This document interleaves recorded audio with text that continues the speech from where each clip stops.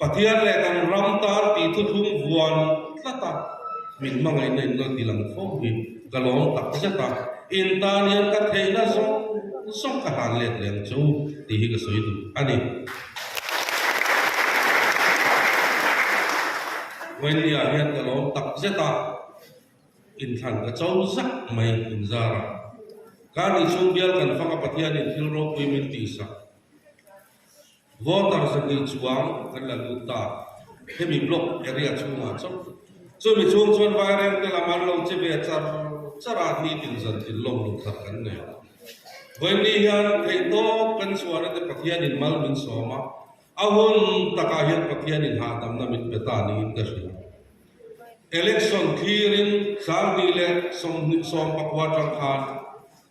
he biala ka tin hian ka tin chia ka ril ru le ka ngai tu na chuan ka thei da zong in ka thokanga min thak le tu MLA ha takin ka sia mong ti chi hi ka thu ye ni kan bial hian ma son ve hi kan mong ko Kolosik district ka Kolosik ko pui chi a than hian district tan ma son na fang ki mo ngai lo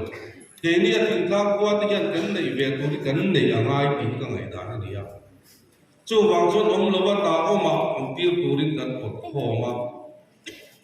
moi lo tak ka chen ko kan bial ma ngai na wang kan nei thi chu ta chuan hela ya hian ka ding reng lo mai the tin pathian thu ni dam thi le dam ko